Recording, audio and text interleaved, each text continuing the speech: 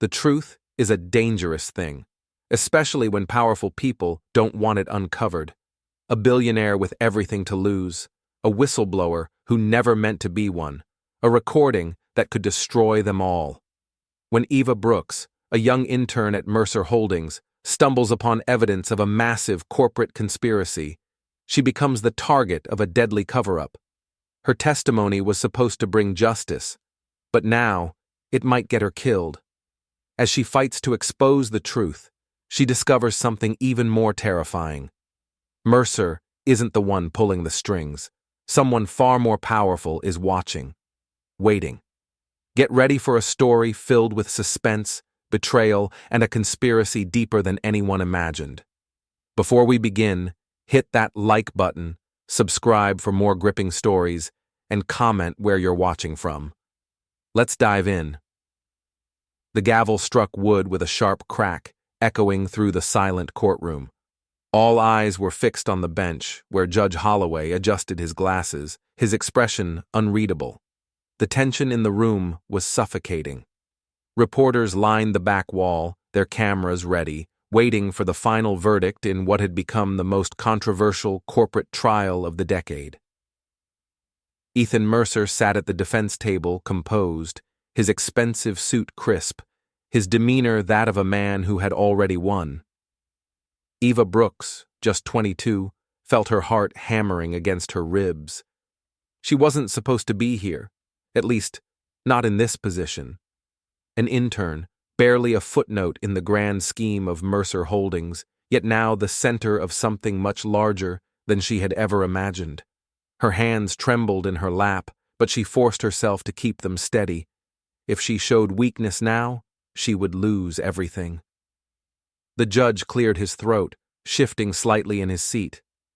Due to insufficient evidence, the case against Mr. Mercer is hereby. Eva stood. It wasn't planned.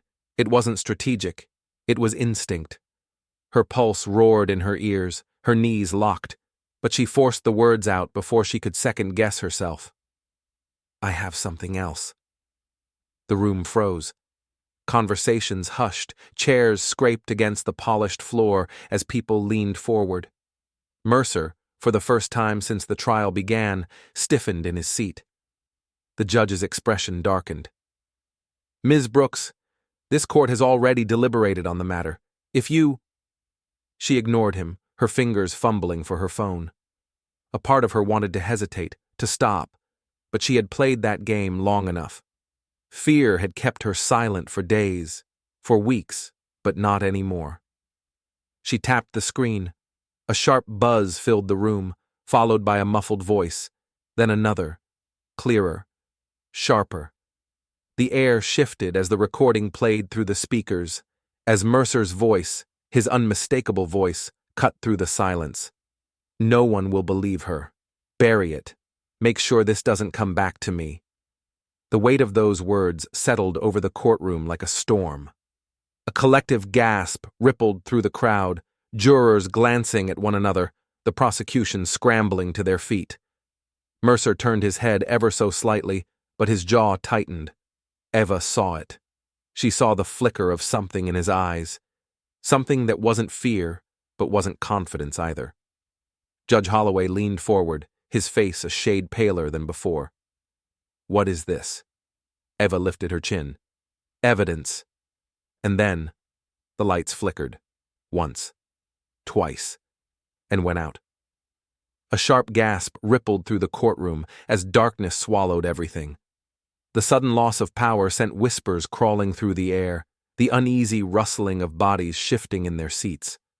Someone knocked over a chair. A nervous cough echoed from the jury box. Then, just as abruptly as the blackout had come, the overhead lights blinked back to life. Eva's breath came quick and uneven. She blinked against the harsh brightness, her hands instinctively gripping the witness stand, only to realize she was clutching at nothing. Her phone was gone. Her pulse spiked as she frantically patted the space around her, her pockets, the chair. Nothing.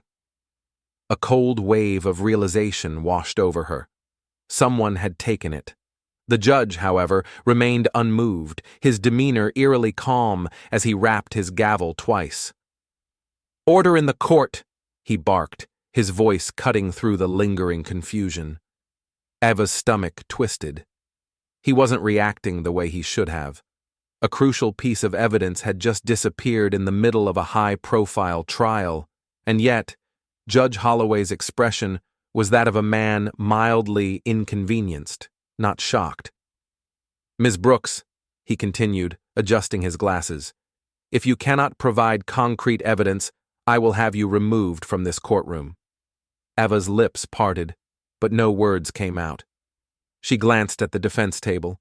Mercer was leaning back in his chair, his fingers pressed together, a ghost of a smirk tugging at the corner of his mouth. He knew. Milo Reed shot to his feet, his chair scraping loudly against the floor. "Your Honor, you can't just dismiss this. That recording changes everything." His voice was sharp, controlled, but Eva could hear the edge of panic beneath it. The judge merely raised a hand. A bailiff stepped forward, leaning in to whisper something in his ear. Whatever it was, it made Holloway pause, just for a second, before a smirk flickered across his face. "This case is adjourned for further review." The words felt like a slap. A murmur spread through the room, disbelief and outrage rippling among the spectators. The prosecutor shot up, protests already spilling from her lips, but the judge was already gathering his papers, dismissing the courtroom as if it were a routine day. Eva felt her chest tighten. This wasn't just about losing a piece of evidence. This was control. Someone had planned this. She turned to Milo, lowering her voice. "Someone took my phone. We need to get out of here." Milo's jaw clenched. He didn't argue. He just reached for her wrist and whispered, "Now." The moment they stepped out of the courthouse, the cold evening air hit Eva like a slap. She had barely taken a breath before a shrill, piercing sound shattered the brief silence. Her car alarm. Her head snapped toward the parking lot. The lights on her small sedan were flashing wildly, the horn blaring in frantic staccato bursts. Her stomach clenched. Milo stiffened beside her. "Was that?" Eva didn't answer. Her feet were already moving, her pulse hammering in her ears as she approached the car. Something was wrong. Very wrong. As she reached the driver's side, her breath caught. A note. Tucked under the windshield wiper, a single piece of paper fluttered slightly in the wind. Her fingers trembled as she pulled it free.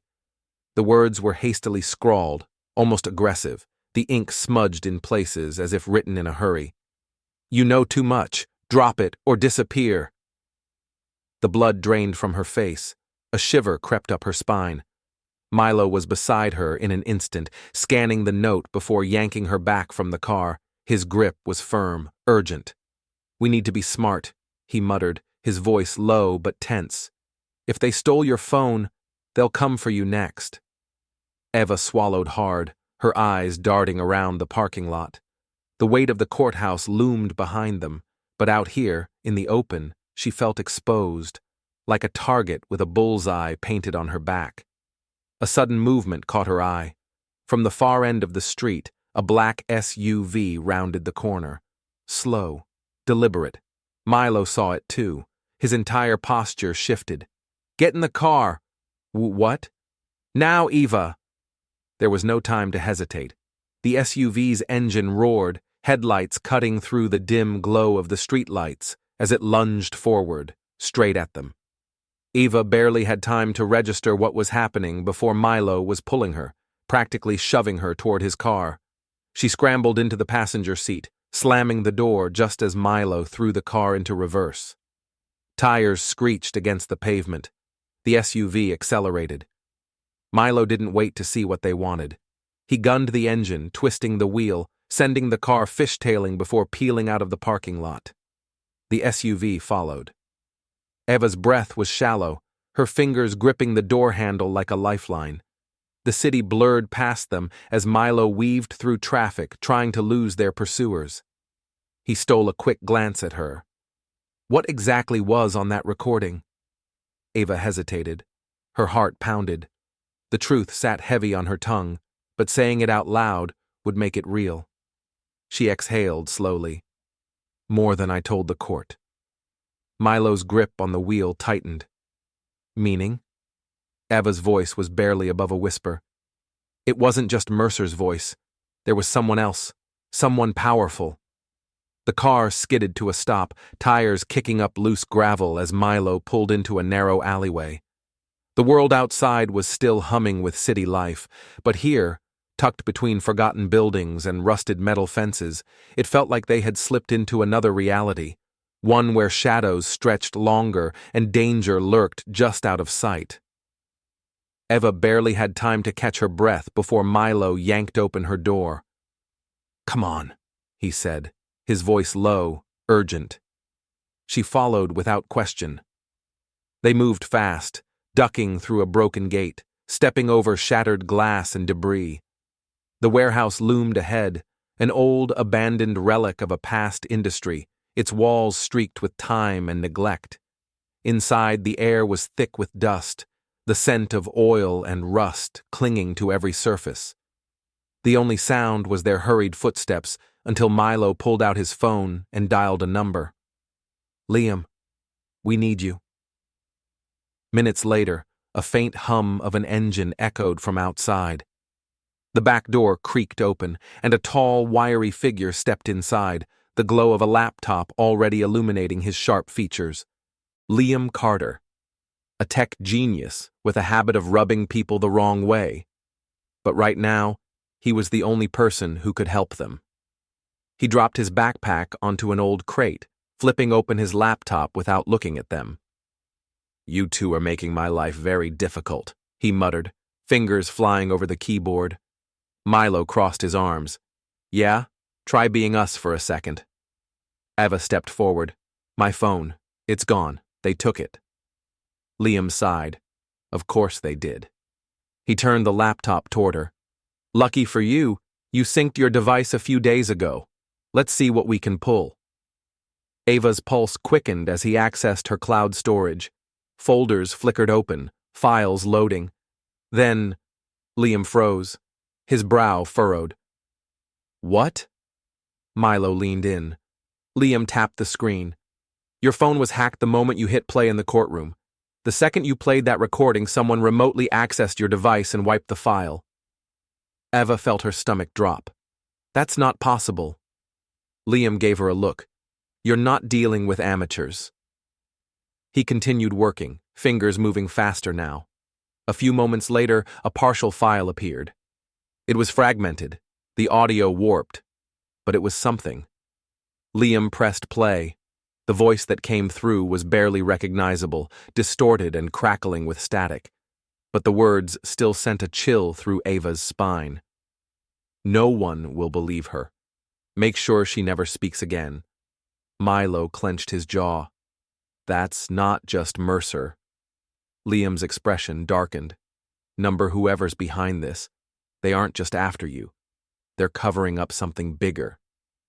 The words hung in the air like a noose tightening around Eva's neck.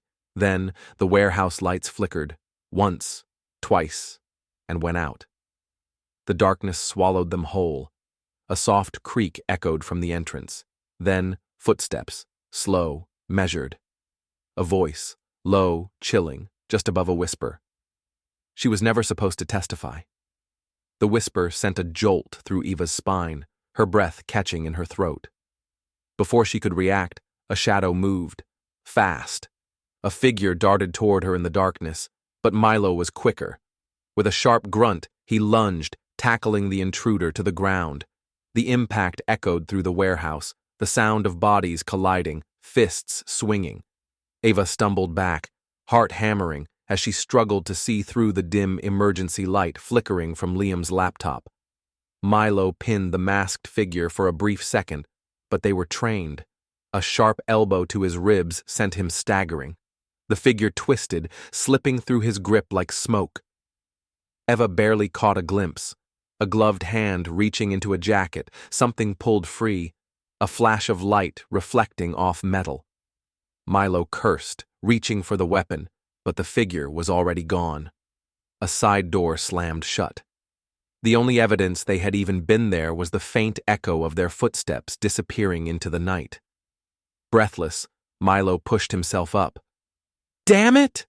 Eva's pulse pounded as she turned to where the struggle had happened. Something lay on the ground, charred at the edges, half burned but still intact.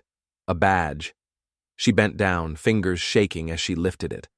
The plastic ID was warped, the name barely visible, but when she wiped off the soot, her stomach clenched. It was from Mercer Holdings, and below the faded text was a name she knew. Caleb Foster, a man who had been reported dead in a factory accident 6 months ago. Eva swallowed hard, her throat dry. "They're eliminating witnesses." Her voice was barely above a whisper. She turned to Milo, her chest tight. "They won't stop until I'm gone too." Milo grabbed his phone, pacing, his free hand running through his hair. "We can't trust the police. They've buried cases for Mercer before. We need someone else. Someone who knows how to fight these people." He pressed a number, muttered a few quick words, then hung up. His face was grim. "Get in the car, now." Eva didn't argue. The drive was long, the roads winding as they left the city behind. The tension in the car was suffocating, the silence thick with unspoken fear. Finally, after what felt like hours, Milo pulled up to a secluded mansion, its grand facade illuminated by the moonlight. The estate was old, its gates heavy with history, yet the air around it felt different. Not comforting, not safe. Eva hesitated. "Who lives here?" Milo exhaled.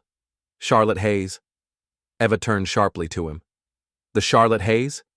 The federal prosecutor who—" "Yeah," Milo cut in. "The one who took down half of Wall Street before she disappeared." He didn't wait for her to process. He pushed the buzzer. For a moment, nothing happened. Then, the iron gate groaned open, and a figure stepped onto the porch. Charlotte Hayes was older now, her sharp gaze shadowed with the weight of things she had seen, battles she had fought. She looked them over, unimpressed, before shaking her head. "You shouldn't have come here," she said, her voice firm but not unkind. "The people you're up against aren't just businessmen." Her lips pressed into a thin line. "They own people." Eva shivered. Charlotte sighed, rubbing her temples. "But—" She glanced at the badge in Eva's hand, her expression darkening. "It looks like you might have just given me a reason to come out of retirement." Charlotte led them into the dimly lit study, the air thick with old books and the scent of aged whiskey. She moved with the ease of someone who had spent years in rooms filled with secrets, her sharp eyes scanning them as if she were already piecing together their story before they even spoke. Milo shut the door behind them, locking it with a quiet click. Eva stood near the desk, arms crossed tightly over her chest, trying to steady her breath. The weight of everything pressed down on her, the stolen phone, the warning note, the masked intruder, the burned ID card in her pocket. Charlotte sat down, resting her elbows on the wooden desk, her fingers steepled. "You have no idea what you're caught up in, do you?" Eva swallowed, shaking her head. "I thought I did, but now I don't know what's real anymore." Charlotte exhaled, rubbing her temple. "Mercer Holdings isn't just some corrupt corporation cutting corners. They've been laundering money through shell companies, funneling millions into offshore accounts, and more importantly," she leaned in, voice low, "they've been funding political campaigns under the table, buying influence, owning lawmakers." Eva felt her stomach drop. Charlotte didn't stop. "Your recording wasn't just about Mercer covering up fraud. It was about silencing someone who knew exactly where the money was going. And now, you're not just a loose end. You're a liability." Eva's hands clenched into fists. "I was just an intern." Her voice cracked, disbelief creeping in. "How could I possibly be a threat to them?" Charlotte studied her for a long moment, then sat back, arms crossed. "Because, Eva, you weren't just a witness. You were an unwitting insider, and now they need you gone before you piece it all together." The room felt smaller. The walls seemed to close in. Eva took a shaky breath. My boss, Mr. Hayes, he used to make me sign off on reports, financial reports. I never understood them, but he'd insist. She looked up, realization dawning in her eyes. Was I involved? Charlotte's expression softened slightly, but her voice remained firm. Not directly, but your name is on documents that could bring down some of the most powerful people in the country. She leaned forward, her voice turning cold. And that means they'll never let you leave this alive. The plan was reckless, it was dangerous, and it was the only way. Eva sat on the edge of the worn leather couch, her foot tapping anxiously against the floor. The clock on the wall ticked in maddening rhythm, counting down to something she wasn't sure she was ready for. Across from her, Charlotte poured herself a drink, her movements slow, deliberate, as if she were weighing the consequences of what they were about to do. Milo stood near the window, peering out at the dark road that stretched beyond the estate. They won't let us get this far, he muttered. Mercer's got too much to lose. He'll come for us before we even step into the studio. Charlotte took a sip of her drink before setting the glass down with a sharp clink. That's why we have to make sure they don't see it coming. Liam's voice crackled through the laptop speaker. I've got the feed prepped and ready to go. Once the interview airs, the data dump will go live on every major news outlet's server. A pause. This is going to burn them all to the ground. Eva swallowed hard, forcing herself to push past the fear clawing at her chest. This wasn't just about her anymore. It never had been. This was about stopping them. All of them. Charlotte leaned forward, her gaze locking onto Eva's. Are you ready for this? Eva hesitated, then nodded. Let's finish this. The next hour was a blur. A discreet call was made to Julia Kent, an investigative journalist known for exposing high-profile corruption. No names were given over the phone, only a time and place. If they were going to do this, they had to move fast. By midnight, they were slipping into a private news studio, a small operation Charlotte had called in a favor for. Liam worked from a remote location, feeding the hacked files into the system. The interview was set. As the cameras rolled, Eva sat across from Julia, her heart pounding so hard she could hear it in her ears. Julia's voice was steady, professional. Eva, tell us what you know. She exhaled. Then she spoke. Every detail, every piece of manipulation, every report she had unknowingly signed off on. Then she reached into her pocket, pulling out the burned Mercer Holdings ID badge and placing it on the table. They're not just laundering money, they're eliminating anyone who gets too close. Julia turned to the screen behind them, where Liam had started broadcasting the audio recording. Mercer's voice filled the room. No one will believe her. Bury it. Make sure this doesn't come back to me. The audience, the crew, even Julia herself, froze as a new clip played, one they had only recovered hours ago. A second voice, deep and calculated, someone far more powerful than Mercer. If this gets out, we all burn. Do what you need to do. A name flashed on the screen. Senator Lawrence Gates. Julia's eyes widened. You're saying this goes beyond Mercer? That a U.S. senator is... The gunshot shattered everything. Glass exploded from the newsroom windows. People screamed as the lights flickered. Mercer's security team stormed in, armed. Milo grabbed Eva, pulling her behind the news desk. Charlotte reached for the small pistol hidden under her coat, her voice sharp. Get her out of here! Liam's voice crackled over the earpiece. They cut the feed! I'm rerouting! Hold on! Eva's breath came in short, panicked gasps. They were here. They were here. Milo's grip tightened on her wrist. Run! The newsroom was a war zone. Broken glass, overturned cameras, and the lingering smell of gunpowder in the air. The flashing red and blue lights of approaching police cars painted the walls in erratic patterns, sirens piercing through the chaos. Eva's breath was ragged as she pressed herself against the news desk, her ears ringing. The security team had been seconds away from silencing her, but now the tide had turned. Mercer stood in the middle of the room, his custom-tailored suit stained with sweat, his normally composed face twisted in rage as officers restrained him in cuffs. "You think this is over?" he spat, his voice sharp, venomous. His eyes locked onto Eva, burning with a promise. "You have no idea what you've just done." She should have felt relief.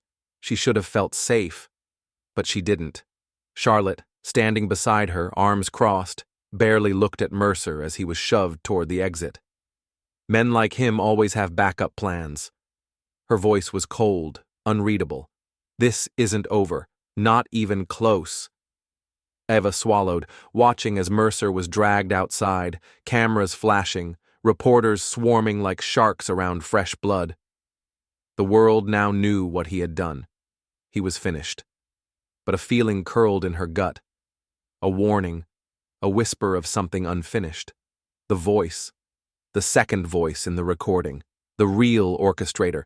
Mercer wasn't the one pulling all the strings. He was just a piece on the board. Her skin prickled as the thought sank in. The real power behind all of this was still out there, watching. And then, a black sedan pulled up beside the curb, sleek, silent. The kind of car that didn't belong in the chaos of a crime scene, yet no one seemed to notice it. The tinted window rolled down just an inch, enough for her to see the glint of sharp, calculating eyes peering at her from the darkness within. A slow, measured pause, then a voice, smooth, unshaken, utterly in control. "Congratulations, Eva." Her stomach turned to ice. "You played the game well. Let's see if you survive the next one." The window slid back up. The car pulled away. No rush, no panic, just certainty. Eva stood there, the world spinning around her, voices blurring into white noise. She had spent weeks running for her life, unraveling the truth, bringing down a billionaire. And yet, in the end, she had only exposed one layer of something much deeper. The real game had just begun. And now they were waiting for her next move. Eva stood frozen on the courthouse steps, the night air thick with the weight of everything that had happened. Mercer was in handcuffs, his empire crumbling under the weight of the evidence she had fought so hard to reveal. The world now knew the truth, but it wasn't the whole truth. The real puppet master, the second voice in that recording, was still out there, watching, waiting. Her hands clenched into fists as she replayed those final words in her head. "Congratulations. You played the game well. Let's see if you survive the next one." This wasn't over. It never had been. She had thought exposing Mercer would bring her peace, that bringing him down would end the nightmare. But all she had done was peel back the first layer of a much deeper conspiracy. A war was coming. And this time, she wasn't just a pawn in their game. She was a player. Eva took a slow, steady breath, her fear replaced by something else. Resolve. She had survived this long. She wasn't stopping now. What do you think happens next? Let us know in the comments. Who do you think the real mastermind is? Like, share, and subscribe if you want to see more thrilling stories like this. The truth is out, but the real game has just begun. Stay tuned. On Fire.